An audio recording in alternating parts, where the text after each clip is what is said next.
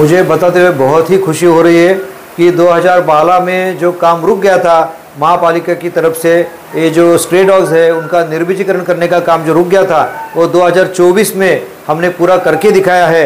आपको मैं बताऊं कि 6 बार इसका निविदा करना पड़ा, 4 बार जो निविदा है उसको मुदत देनी पड़ी, फिर भी कोई सामने नहीं आया था। लेकिन ये जो संस्था है हैदराबाद की वेट स्टरलाइजेशन में स्पेशल संस्था है ये, और ये संस्था के कारण ये अपना काम संपन्न हो रहा है। पेटा के जितने नियम हैं, सुप्रीम कोर्ट के जितने आदेश हैं और प्राणी मित्र संगठन की जितनी भी डिमांड है वो सबको पूरा करने के हिसाब से हमने ये पूरी सेंटर फैसिलिटी बनाई है। आपने देखा होगा अभी 144 कुत्ते यहाँ पे हैं, अभी ऐसा इसकी संख्या और दुगनी कर दी जाएगी। अपने भिवंडी में आज की तारीख में साधारण 13-13.5 हज़ार कुत्ते हैं। सभी कुत्ते कोई डरावने नहीं है, लेकिन जो कुत्तों ने काटने की जो जरूरत हुई है, काटने का जो प्रसंग हुआ है, बहुत सारे लोगों को काटा हुआ था, तो हमारे यहाँ के लोकल जो विधानसभा के जो आमदार हैं रईस शेख साहब, उन्होंने भी इसका मुद्दा उठाया था विधानसभा में और हमको आदेश मिला था कि इसके ऊपर जल्द से जल्द कार्रवाई की जाए। तो प्रशासन ने रिकॉर्ड टाइम में सबसे फास्ट काम करके ये जो पूरा स्ट्रक्चर खड़ा किया है। हमारे सिटी इंजीनियर श्री सचिन नाइक साहब, इसके लिए बहुत बहुत उनको आभार, और उनका जितनी तारीफ की उतनी कम है। और उसके साथ हमारे जो आरोग्य विभाग के सोनवणे साहब है और तातली साहब है, इन्होंने सब मिलकर ये काम किया।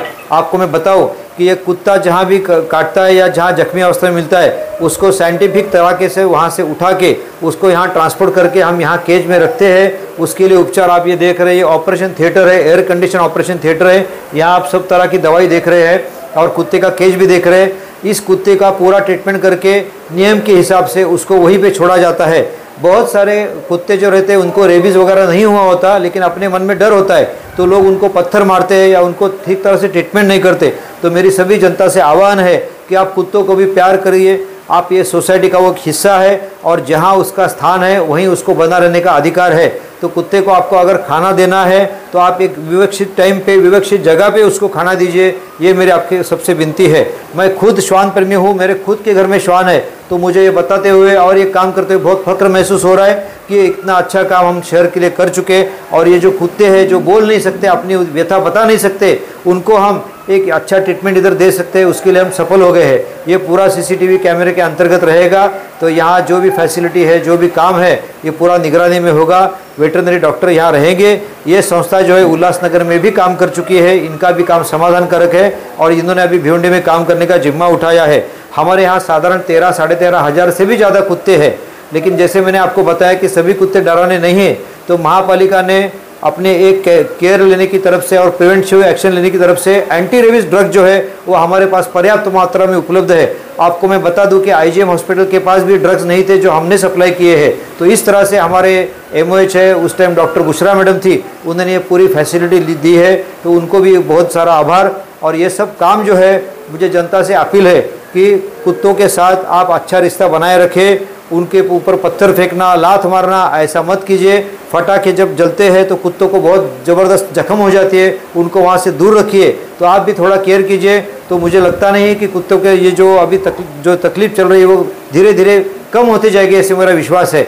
अभी जो कुत्ते जो है उनका निर्बीजीकरण होने के बाद ये साइकिल में होता है, तो जो कुत्ते निर्बीजीकरण करके वापस उसी जगह पे छोड़े जाएंगे तो कम से कम आगे वाली जनरेशन में नए स्ट्रे डॉग्स पैदा नहीं होंगे। ये हमारी कोशिश है। आगे जाके मेरा एक प्लानिंग ऐसा है कि जिनके घरों में कुत्ते पाले हैं उनके लिए एक कुत्तों के लिए मुझे गार्डन बनाना है भिवंडी में। तो आज ही मैंने एडीडीपी से चर्चा किया है कि वहाँ एक लोकेशन में हम ढूंढने वाले हैं और वहाँ पे जो पालतू कुत्ते हैं उनको घुमाने के लिए एक जगह हम दे रहे हैं कि उनको भी एक अच्छा एनवायरनमेंट मिले। अगर वो कुछ उनका जो विष्टा है जो भी है वो उठा के एक जगह पे कलेक्ट करके हम उसको उठाएंगे ताकि गंदगी भी ना फैले। तो इस तरह से ये जो प्राणी के प्रति जो सहानुभूति है, जो दया भाव है, वो दिखाने के लिए मुझे बहुत आनंद होता है कि हमारी महापालिका और उसके आरोग्य के पूरे कर्मचारी, अधिकारी, वैद्य के आरोग्य कर्मचारी और सिटी इंजीनियर डिपार्टमेंट के कर्मचारी सब ने सहभाग दिया। अभी हमारे डीएमसी नए दोंदे साहब है आरोग्य के, उनको भी ये बात पूरी मालूम है, तो उनका भी इधर ध्यान रहेगा। सर मुझे बताइए इसका प्रोसेस कैसा होगा और पर कुत्तों पे कितना खर्चा है? हमारे पर कुत्ते पे ट्रीटमेंट के लिए 1450 रुपये का रेट तय हो चुका है, जो सबसे कम है मार्केट में आज की तारीख में। और उसको साइंटिफिक तरह से, जैसे आपको मैंने बताया कि आपने अगर कोई कंप्लेंट किया या आपके नज़र में कोई कुत्ता ऐसा आया तो इसको हम आरोग्य के कर्मचारी को बताएं, वहाँ से संस्था को मैसेज जाएगा, वहाँ से कुत्ता साइंटिफिक तरह से उठा के एकदम ड्यू केयर लेके उसको यहाँ पे लेके आएंगे। उसका जो भी ट्रीटमेंट है देखभाल करेंगे। ट्रीटमेंट देखभाल या ऑपरेशन होने के बाद और निर्बीजीकरण होने के बाद उस कुत्ते के ऊपर एक निशान किया जाता है, तो आपको समझेगा कि ये कुत्ता का ट्रीटमेंट हो चुका है और वापस उसको उसी जगह पर छोड़ा जाता है। ऐसा पूरा प्रोसेस है। अच्छा, मान लो कि शहर में अगर इस तरह से कुत्ते बहुत घूम रहे हैं, कुछ ऐसे कुत्ते होते हैं जो काटने वाले, अगर ये जनता को अगर आपको इन्फॉर्मेशन देना तो इसके लिए आपके पास हेल्पलाइन नंबर हो गया, संपर्क किससे? आरोग्य के कर्मचारी है, उनका आरोग्य का हेल्पलाइन अपना है ही, उन्हीं को आपको करना है। हाँ सर, एक सवाल मेरा ये है कि 2012 में इसी प्रकार का एक और सेंटर चालू किया था, परंतु बंद हो गया।